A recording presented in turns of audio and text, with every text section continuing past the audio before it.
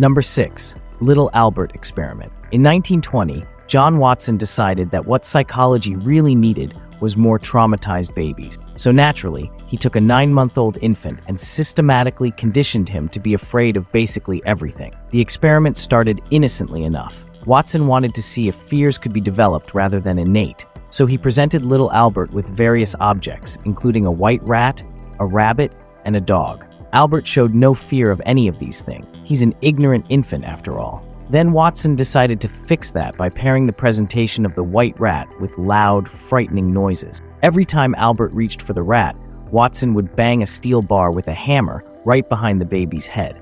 Because nothing says scientific progress like traumatizing an infant. After several sessions, Albert became terrified not just of the rat, but of anything white and fuzzy, including rabbits, dogs, cotton balls, and even Santa Claus beasts. The really twisted part is that Watson never actually deconditioned Albert. The experiment ended, and the baby was left with these phobias for life, because apparently following up on your test subjects wasn't considered important. Number 5. Stanford Prison Experiment. In 1971, Philip Zimbardo decided that what Stanford University really needed was its own personal Abu Ghraib. So, he set up a mock prison in the basement of the psychology and recruited college students to play prisoners and guards. The plan was to study the psychological effects of perceived power and authority for 2 weeks. But the experiment had to be shut down after just 6 days because the guards became so sadistic and the prisoners so traumatized that it stopped being an experiment and started being actual psychological torture. Meanwhile, Zimbardo himself got so caught up in his role as prison superintendent that he forgot he was supposed to be conducting an experiment, and instead started thinking of ways to make the prison more realistic.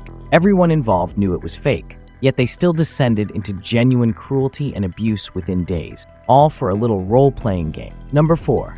MKUltra program. Between 1953 and 1973, the CIA decided that what America really needed was its own mind control program. So they launched MKUltra, a series of experiments designed to develop techniques for breaking down human consciousness and implanting new thoughts and behavior. The program involved over 150 separate experiments conducted at universities, hospitals, and prisons across the United States and Canada, often without the subject's knowledge or consent. The experiments included giving people massive doses of LSD, performing electroshock therapy, sensory deprivation, and something called psychic driving, which involved playing recorded messages to subjects for weeks at a time while they were in drug-induced comas. Many subjects suffered permanent brain damage, memory loss, and psychological trauma, while others died from the experiment. Mind control doesn't sound so nice now, does it? The CIA destroyed most of the records in 1973 when the program was exposed, so we'll never know the full extent of what they did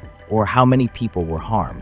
Number 3. Tuskegee Syphilis Study. Between 1932 and 1972, the U.S. Public Health Service told 399 African American men in rural Alabama that they were receiving free treatment for bad blood, a local term for syphilis. Except they weren't receiving treatment at all. Yep. Instead, researchers were studying the untreated progression of the disease to see how it would kill them. The men were never told they had syphilis, never given informed consent, and were actively prevented from receiving treatment, even after penicillin was discovered as a cure in the 1940s. The study continued for 40 years, during which time the men infected their wives, who infected their children, creating generations of suffering, all which could have been avoided pretty easily. The study only ended in 1972 when a whistleblower leaked the story to the press, causing a public outcry that led to new regulations for human experiment. Traitors are finally good for once. Number 2. Nazi medical experiments.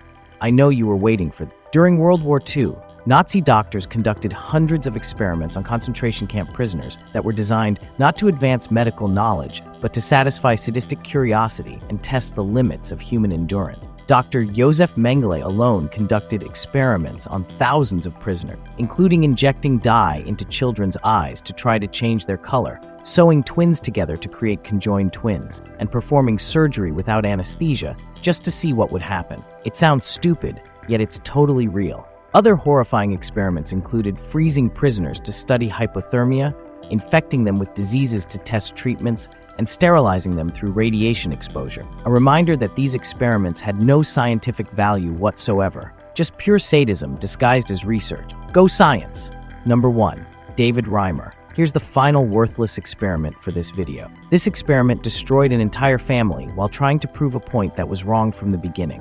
In 1965, David Reimer was born a normal baby boy, but during a circumcision for his phimosis, a medical accident destroyed his penis. His parents consulted with psychologist John Money, who convinced them that gender was entirely learned rather than biological. Money persuaded them to have David surgically altered to appear female, raise him as a girl named Brenda, and never tell him the truth. And for years, he published papers claiming the experiment was a success, calling David his star case study. Except it wasn't a success at all. David never identified as female despite being raised as one. He was miserable, confused, and constantly felt like something was wrong. Money forced David and his twin brother to perform sexual acts during therapy sessions and subjected David to genital examinations and psychological manipulation throughout his childhood. When David finally learned the truth as a teenager, he immediately began living as male, but the damage was done.